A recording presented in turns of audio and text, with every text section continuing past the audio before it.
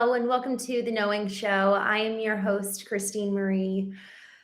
Y'all, happy St. Patrick's Day. It is the 17th of March. I found like this fun place to go out to tonight and was like all ready to go. And I still have yet to finish the copy edits for my book. So God bless this thing. I was thinking about it. I was like, I'm doing it well. I'm finishing it well. I'm done. I have gone through 3, maybe even 4 rounds of copy edits. And each time the book has changed pretty significantly with every single one. So no surprise, this happened again. And so now I'm just going back through the early chapters, honestly, that I haven't looked at since November. So it's good to be reacquainted with the book because it's changed so much over the last couple of years. But I feel proud of it. I feel excited. I think realistically it'll come out probably in the summer or autumn. I don't know. At this point, I think that I have to be careful I don't get to apathy where it's just like I don't even care. But I'm excited and glad and grateful to be on the finish line. Wayne says, I want to be loved. I want to know what healthy love feels like. Stay blessed. Oh, I'm super excited for our topic tonight.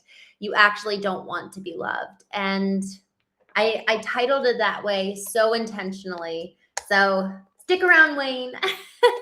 I want to talk about it because I'm with you at first blush until I really started leaning into this. And I actually started, this came from my vertical alignment this morning. A lot of times, actually, the topic for today comes from the morning alignment. And it comes from just spending that time in the quiet and the solitude and just kind of going inward and seeing how I'm doing and checking in and listening to God and writing and processing. It's really, really cool what can happen, what can be revealed to us. This is where creation happens. This is where creation lies, is in the stillness, in the elimination of all the noise. Like, it's so noisy, it's so loud, it's so distracting, this external world. And us taking the time in the morning is like a channel inward, to access the things that are so precious, because nobody else can create what we can create, because no one else has our own unique pathway. And I really do actually, I think that this is interesting. I think that because we talk about identity and how we have, identity A is who God says every single one of us is: loved, cherished, worthy, honored. And then there's the other part of us, identity B, let's say, that is unique and your personality, and no one else in the world is you. And it's so to be cultivated. And this is where so much of actually what we talk about on the Knowing Show is cultivating identity B, coming to know that, coming to understand it, while tapping into identity A and being like, hey, remember what's true. Well, remember what's even more true than anything else in this physical world. Because identity B in so many ways it's very physical.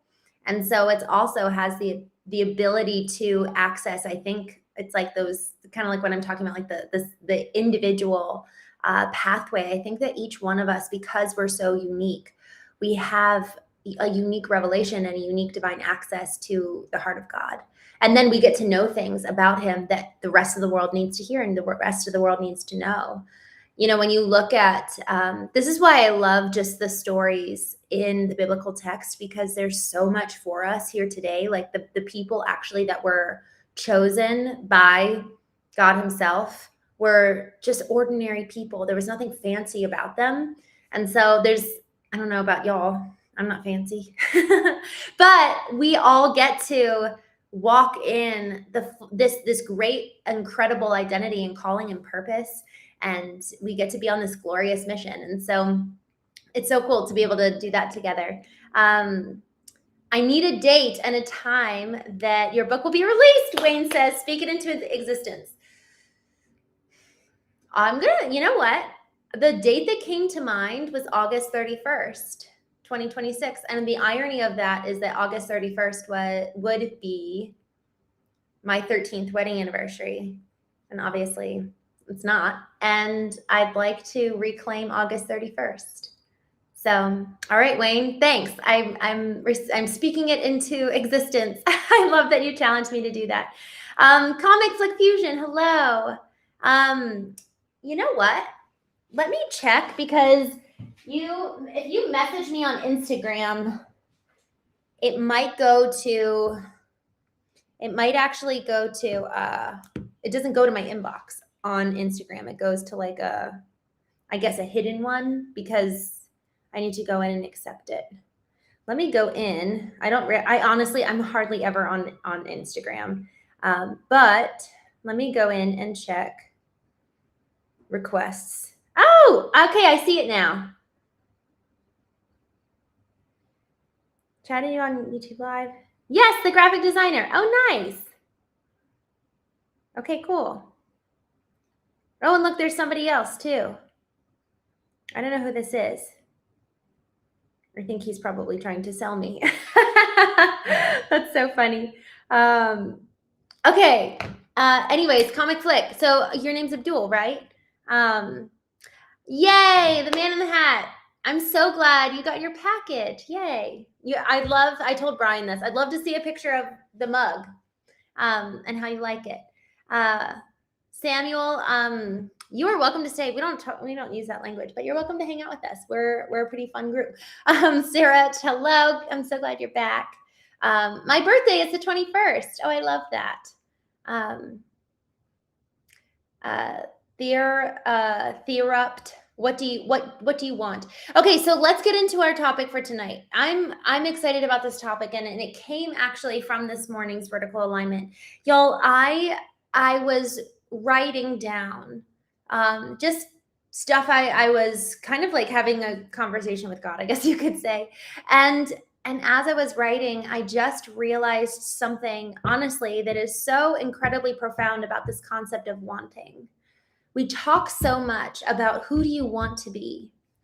And as I was just kind of meditating on this concept of who do I want to be? What's my ideal? What's my target? What do I want in that regard? I realized that to want something is to effectively say, I do not have it. And so therefore I'm coming from I'm speaking out, I want this, but it has desire attached to it, and it has this lack. Like I'm already saying, I don't have this, therefore I want it. And it was so fascinating, because then in even realizing that, I'm like, oh no, but I actually already am loved. And so when I say I want to be loved, I'm effectively saying I am not loved. And that's not true. I already am. You already are. You already are loved and wanted and cherished, and you belong. So to say I want to belong, I want to be loved, we're saying I am not as I am. And y'all, there's something about what we know this. We talk about this a lot in the mornings. What we say, man, that matters so much. Wayne, you said this, speak it out into existence. And so if I'm saying I want to be loved, I want to belong, I want to have community, you're saying I don't have all of that right now. But the reality is that you and I are fully loved right here, right now. And so that's where, when we actually put on a different lens of saying I am loved, and I'm excited to maybe say, we can change it to say I'm excited to find or experience, the person that I'm going to meet and hopefully marry. Y'all, that's very different than I want to find love, because then we're immediately putting love outside of us. We're putting it not even in, now it's not even something that we can receive or have, much less exude ourselves. So when we say I want to find love, I want to have love, I want to be loved, it's putting love as something outside of us. It is no longer in us. It is no longer something we have received from other people. It's not here. Therefore, we want it. It's out there. And what that does is that really sets us up for disaster, because then when we do meet the person, we're coming in with such a lack mindset. And we're not coming from this place of, oh, I have love to give you. Instead, what are you going to give me? Because I'm looking for you to give me love. But man, if I have love, if I am loved, if I'm filled with love, I'm going to have so much to give, and thus attract the right person to me. Y'all, I actually, if it's all right with you, I actually think I'm going to go to a section of my book and read just a quick part of it, because I talk a little bit about this And if y'all are all right with that, I'd love to read this one section, because it actually really, really applies. All right, let's see if I can find it with ease, and if I cannot, I will stop trying. Okay, so I found it. But first, before I continue, I'd love to hear what you guys think about this. You know, Paxton, I'm so glad to see your name. I'm sorry that you can't stay, but I'm so glad to see you're here, or that you stopped by at least. Travels, hello. Enlightened prophet, are you a co-creator? I don't know what that means, but I think if I know what you mean, and I think I know what you mean, then yes, but I'm not sure. If you can define that better, that'd be great. Man in the Hat, did my first 5 paragraphs go through to you on chat, Christine? No, if you send something here on chat, I haven't seen it. Man in the Hat, I don't know where they went. I mean, Wayne says, I'm surrounded by love, but I want to experience healthy love. So let's talk about healthy love here in just a few minutes. I want to read this one section, then we'll come back to that. Guitar Turnings, hello. I'm so glad you're here. Guitar Tunings remind me, you're in Mesa, right? I think you said you're in Mesa. I am going to be finalizing the Knowing Dinner on the 28th. So if you're around and you want to come hang out, let me know. Nika, Adrian, hello. Bilal, hello. Benny, hello. Good to see you. Paul, Vampire Slayer. That's funny. Siraj, happy St. Patrick's Day. Benny says, what did I miss? We are just diving into the topic of today's conversation, why you don't actually want to be loved. And the reason I say this, you know, at first blush, it's like, well, obviously I do. But when we really lean into the concept of I want to be loved, what we're saying in that word want, we want something because we do not have it. And so to say, I want to be loved, I want love, is to then take love and put it outside of us. We no longer have it. We no longer have it to give. It means that we haven't received it. It means that we're not filled with love. And there's danger in that, because what that does is that when we do find someone who has love, we leech onto them because they now have something we don't. And so now it's no longer actually we're both giving to each other, but we're actually the ones just taking and consuming because we're so hungry. It's like oxygen. And so whatever we say we want, we are saying we do not have. And so that's a dangerous statement, right? And so many of the things we declare that we want, we actually have within our grasp. But if we change the approach and change literally the frame from, you know, if I'm putting my attention and that's my energy on wanting something, it's not action oriented. I'm just sitting on my laurels. So that's kind of what we've talked about so far. So going back here to the chat, and then we'll go ahead and jump into this section that I wanted to read to you guys. Saeed, hello. Siraj, there's 4 different types of love. Oh, I'd love to hear. I've learned about the 7 different types, but I'd love to learn about the 4. PT says some people are incapable to handle true love. So true. Guitar tunings. Yes. Okay. You're in Mesa. Nice. Well, let me, I'll send a note out in the next couple of days to get something scheduled. Raj, thank you. It's funny what a little lipstick will do. Oh no. Oh, the Man in the Hat. Oh, are you available on the 27th of March? Let me know, guys, if you guys are available the 27th of March. I can do the 27th or 28th, I'm pretty sure, for dinner. I may be able to do the 26th. So just let me know when you guys will be available. I'll send out maybe like a little poll or something. That would be really, really fun. So, okay, going back to this. So Benny says, what should we say then in terms of I want to be loved? You know, it's so interesting. I think it's how should it be before we get to the words, what should that inner state be? You know, the words matter 100%, but what I'm getting at is a heart posture. Again, so much of this is like, what's the principle? How do we need to be internally? And then what does the practice look like? What does the external manifestation of that actually look like? So we'll get to that here in just a second, but I wanted to read you guys a section. Hard to Please Guide. No, we are going to be doing a knowing dinner. So if you're in the area, in the Scottsdale area, would love to have. So yes, I guess it is a dinner date, but there'll be multiple people. So would love to have anybody who's in the Scottsdale, Arizona area. Paxton, oh my gosh, thank you so much. I think I did, and I need to get back to it. I'm so sorry for not responding. Thank you so much for following up. I have had my head neck deep in my book, and I have not been good with my emails the last literally week. So thank you. All right, so this is a section that I wanted to read to you guys. So in this section, I'm effectively sharing some context around it is so easy to fixate on the areas of our lives that we need to grow in. At least for me, that's my natural disposition, is tell me everywhere that I need to grow in. Tell me everything that I should seek to change. And in that process, what it does is that it can really actually lead us down kind of a dark path of even the way that we view ourselves. Talking about love, it's if we're only focusing on everything we don't like, everything that needs to change, everything that needs to grow, we can become our own harshest master.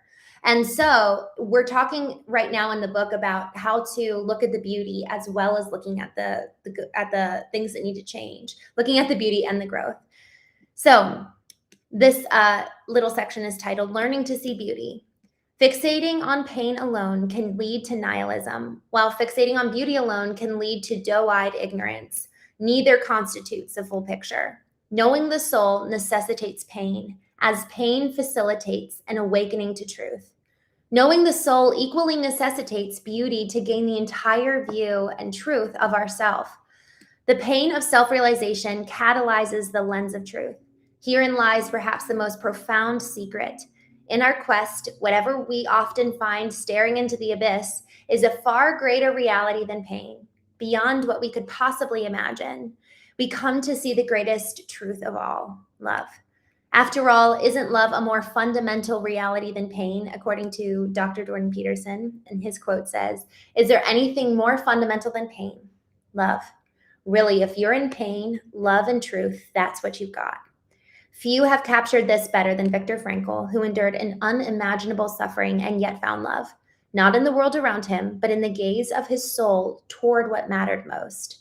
Frankl, an Austrian psychiatrist and Holocaust survivor, authored the book Man's Search for Meaning. This book chronicles his personal experiences in concentration camps during World War II.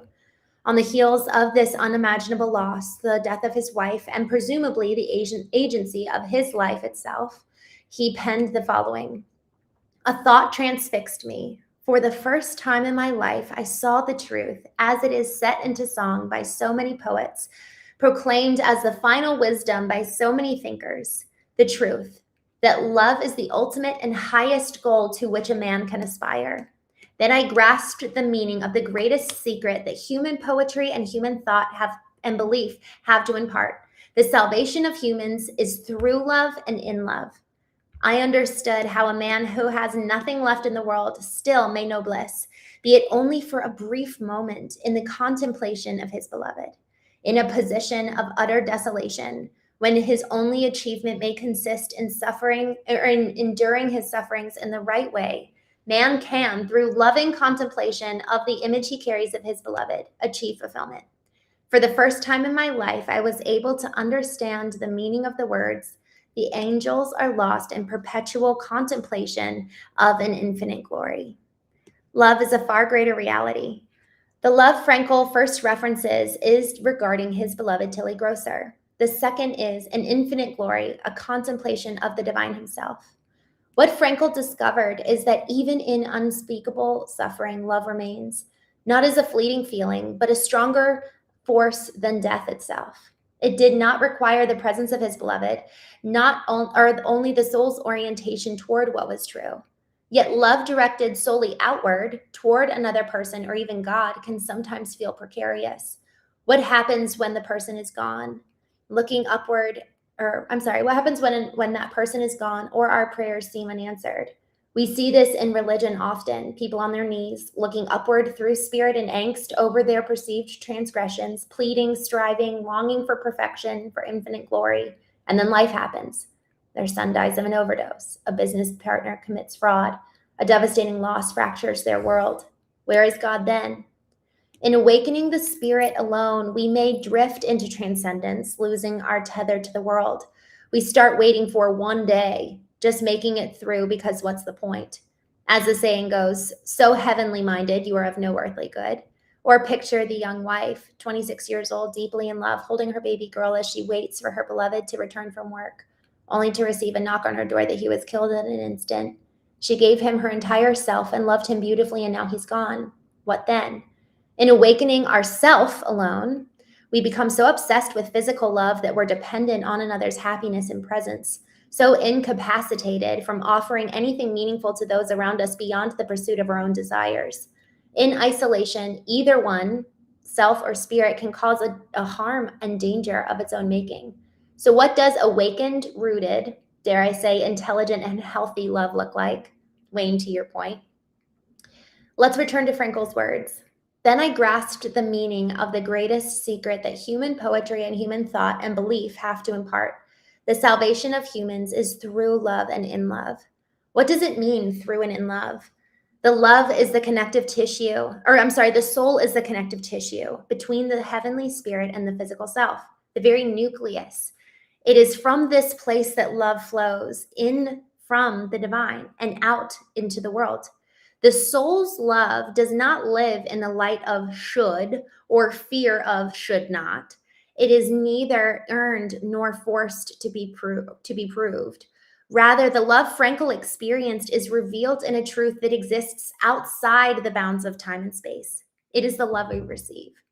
If the divine dwells within our soul, we come to know love intimately as a state of being never contingent on our doing. If we descend and hollow the caverns of our souls, something begins to happen.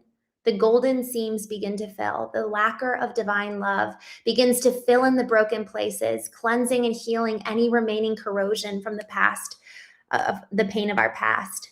Pain opens our eyes to truth, awakening our inner worlds, but love gives us courage to bear what we see. It lifts our gaze to a higher and more transcendent reality. Love flowing in through our spirit becomes our input, permeating the nucleus of our soul. Christ said, "You shall know a tree by its fruit." If love is not alive and vibrant in you, it cannot automatically flow through you. Likewise, the golden rule states, love your neighbor as you love yourself. But this presumes that we love ourselves well enough to then use that measure. Therefore, love derived from our center becomes then the output. It flows through the self, not as a performative or perfectionistic pursuit, but as an overflow. And so when we talk about love flowing in from the divine and then through us, that is what Frankl is talking about as real love. Religion, when reduced to rule keeping and dogma, becomes disconnected and disembodied. But true spirituality is a relationship. It is visceral, experiential, and brimming with life.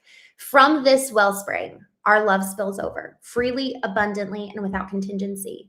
Not because we need to be loved back, but because our needs are already met. And this is where it all begins. Y'all, the reason why I wanted to read this is because for so many of us, when we talk about wanting love, it's because we feel the lack of not having it. Y'all, this is so important. It's so important. We have the opportunity. We need relationships 100%. I'm all about community, and hence why we're here. I'm all about connection, and I love romantic love. There's all these different types of love, and each one is important. But I really believe that call to love your neighbor as yourself, to love your partner as you love yourself, that love for ourselves and that love flowing in and then through us is the most important kind of love. And I don't think that we will ever be able to have a healthy relationship with someone else until we learn how to do that ourselves.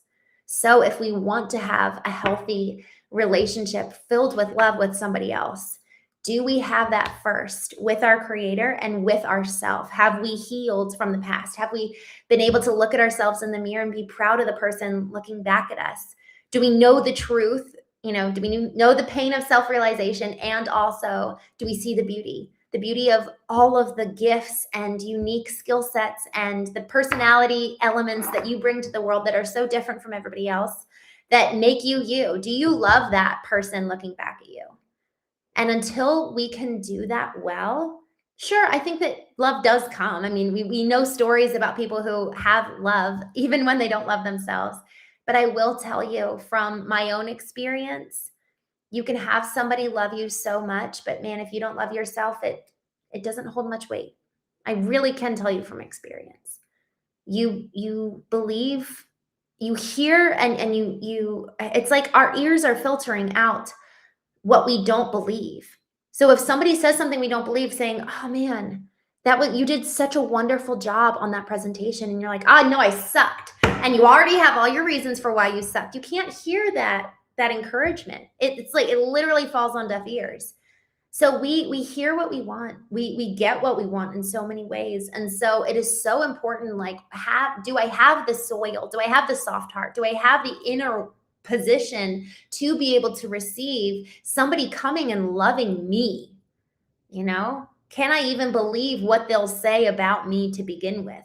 Have I done that work first? Because I will tell you, it is incredibly painful from personal experience to love someone who does not love themselves. It is so painful. And the person who loves you is bearing the weight of your lack of love, because in that relationship, your partner in that relationship become the enemy that you're fighting because of the inner demons that you haven't done the work to wrestle with yet. So I'm just jumping here in the chat. I'm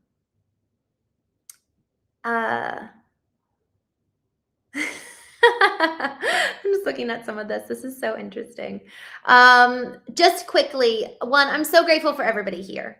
I'd really, really love for us to really honor each other in the chat and just be kind.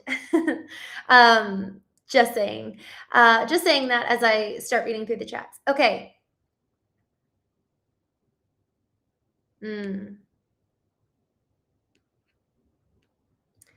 Abish, hello. I'm so glad you're here.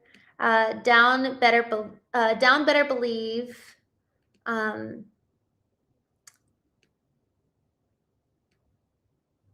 Hard to please, guys. Time for dinner.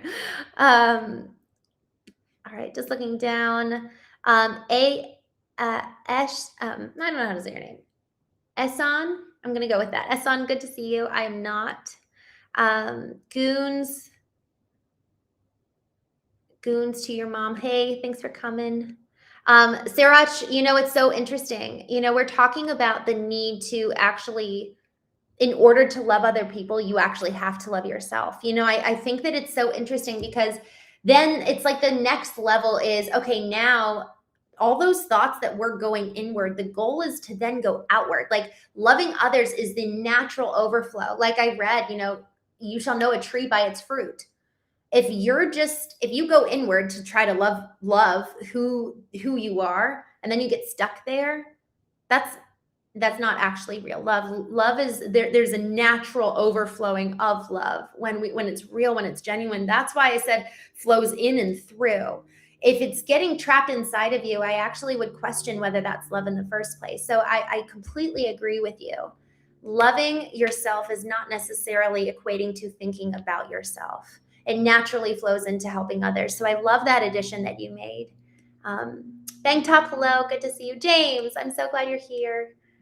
Knowledge is wisdom. What a word. Spiritual knowledge is wisdom. Knowledge of the world is pointless.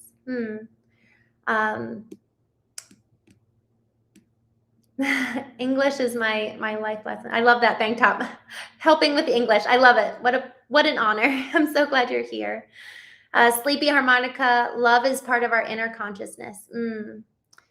Benny says, wow, love is truly divine. Love can lift us through immense pain and suffering. Love is divine, all-encompassing. It is alive. Love flows like never-ending river. Oh, that's so beautifully stated. You know, it really is. It really is divine. Like it really, truly, truly is. The fact that Victor Frankl could author that type of experience in a concentration camp. You know what I mean? It's like, it just is incredible. So I absolutely love that. 4748, I gave up on romance. I've heard a lot of people saying that. I've heard just like really actually quite devastating things about what's been happening kind of in a romantic, I don't know, just like in a romantic regard, like that there's just a lot of people playing games out there and people aren't really serious and it's just like getting really painful. So I hate that. You know, I wonder though, you know, if we've lost the in-person aspect that's necessary for real connection to take place. I mean, this is, I don't know. I freaking went paintballing last week and it was the most fun. And so I think that there's something about getting up and getting outdoors and going outside and actually really like doing an activity with people. I told somebody once, this was actually something I saw. I went to country line dancing and I didn't, that was my very first time going like 6 years ago. And there was a whole like crowd, like there was probably 45 people, regulars going. And there were a lot of military guys and a lot of single girls. And the military guys went there because one, it wasn't based on, it was an activity not based on drinking. And it was just pure wholesome fun. And there's a lot of single ladies there. So it was cool to just see like there's so many different things you can do to go and engage with people in a more wholesome way beyond the internet and without having to like just eat or drink. It's like really an activity. And the thing about dancing too, I don't know if y'all like dancing. I love dancing. It's so much fun. I get such a kick out of it. So there's something about that too, where there's actually a little bit of intimacy in there and you kind of figure out like, is there any chemistry in a very organic, again, wholesome way. So if you're really like, I want to go find a partner, that could be an idea to go dancing. There's a lot of dance halls around the DC area and they'll do like an hour dance class. So it's cool. I don't know. It's fun. Yeah. Sleepy Harmonica says doing activities with people. I love that. Just scrolling back up in the chat.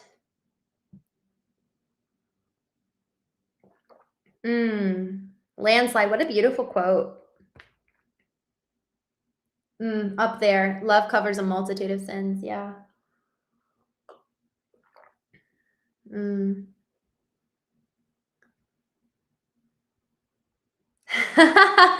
Goons to your mom. You're so sweet. Oh, thanks. I'd love for you to hang out with us. You said, I'm sorry for trolling. I'm glad you're here. Yeah, Wayne. Oh gosh. I just got like a pit in my stomach when you said unrequited love. Chip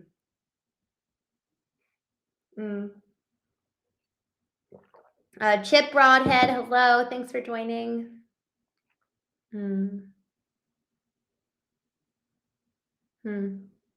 Wayne says, I'm learning how to love me. Gary, hello. Good to see you. Healthy love lost is the most painful kind. Oh, gosh. That reminds me of my sister. You know, our needs are already met. Absolutely beautiful. Oh, thank you. Yay. Thanks, Wayne. That's encouraging. Love doing her, but some people love, I don't know what you mean sleepy harmonica with this one. Love doing heard, but some people love do. I don't know what that means, but I'm sure I would agree with you. Matthew, spread love, but at the same time, stop pouring energy into spaces that don't serve you with people who never reciprocate same in return. You know, I'm so glad you said that. You know, it really is talking about wisdom. I actually have a chapter all about judgment, like discerning judgment and knowing where and how to spend your time and what boundaries look like, because it is so dangerous. there really is, that concept. And I think, Wayne, it might have been you. I don't remember if it was somebody else, but no, I don't think I can't remember who it was. Oh no, Man in the Hat. I think you countered me here with this verse having a different meaning. I still think that the application is true in so many ways, but I just want to honor what you said last time, if it was you. There's this concept where it says, do not throw your pearls before swine, lest they turn around and trample you and tear you to pieces. There's something about taking what is precious and giving it to everybody. And again, with what you're saying, Matthew, which is so important about spreading love, it's like there's like the love of the universal love, the agape love that is for everyone, where I just have a heart oriented towards love. But in terms of the physical application of it, in terms of, that's where there's such a difference, y'all, between the internal and the external. Our internal posture can be one of love and joy and peace and kindness. And man, you can go freaking serve as a judge, calling verdicts every day. And that can be what you're called to do, to execute justice fairly and with wisdom. You know what I mean? Like your external manifestation of the internal state will look a myriad of ways because of identity B, our personality, where you live in the world, your childhood experiences. Literally the manifestation, the external element is going to look so different. There is no one size fits all. The more we can do away with dogma and black and white boxes in terms of this is the way it should look, the more freedom we have to take identity A and blend it with identity B. Because for so long, when people say, hey, this is good, this is righteous, this is holy, this is beautiful, this is of God, all of a sudden there's all these preconceived boxes that you now have to fit into. And it's like, whoa, that's not actually, Jesus was the one who went and tore up the religious places in terms of the temple, when all these people came in and were buying and selling and transacting. Like there's none of that. It's a personal relationship in terms of like, God, what do you have to say about me and how I live? Not what does everybody else who are religious have to say about what I'm doing. And so there is wisdom in counsel. There's wisdom in community. And that's, so going back to community and going back to love in terms of relationship, it's a full circle. And it naturally, if we're doing and living as we should, if we're internally aligned, the overflow is going to be aligned as well. And then we'll naturally attract people who need to be loved and those who are like-minded with us, who are loving similarly. We're all here for a reason, in terms of like attracting each other. And so I really want to emphasize both the need for going inward, having the love flowing in, but then it flows through us. We're a vessel in so many ways. We really, really are. And so to that point about having community and accountability that comes from the external, but we need to first have that kind of divine tether first, that divine love righted, and then we can go external. And it needs to be that process rather than externally sourced and then trying to go vertical. It's going to be so hard to do that. Okay, y'all, thank you so much for joining. I'm sorry I got to jump off. I love this question, Siraj. What is wisdom? What is intelligence? I think that would be a very interesting topic for us tomorrow. In fact, tomorrow though, not tomorrow, probably Thursday or Friday. Tomorrow we are going to be playing trivia. Woohoo. I scheduled a meeting for when we were going to play.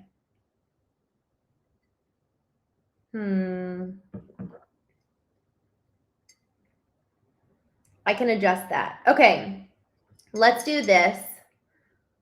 Let's plan for is it awkward to do 7:45 tomorrow?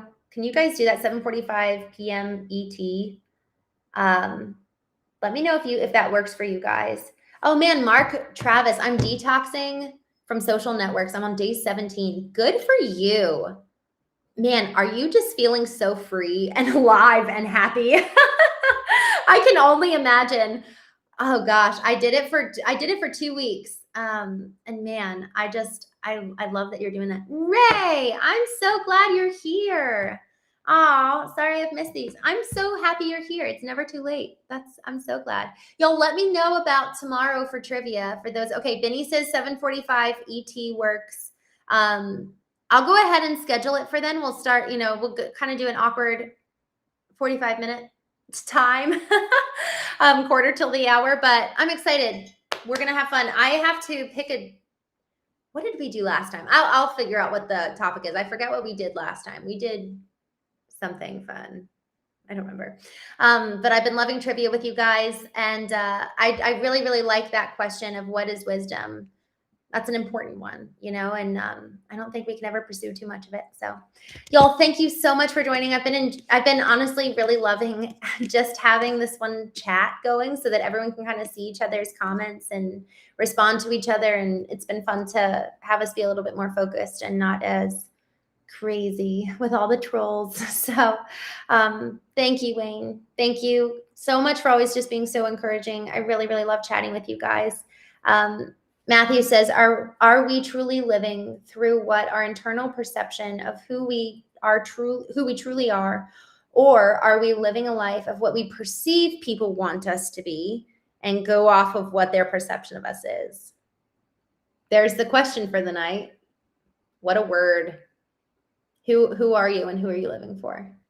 All right, y'all. Thank you so much. We'll be on tomorrow morning, 9 a.m. Eastern for our daily Course in Miracles. Reluctant Gamer, we're just hopping off. I'm sorry to miss you. But tomorrow morning, 9 a.m. and then again tomorrow evening, 7:45 Eastern. Come and hang out with us.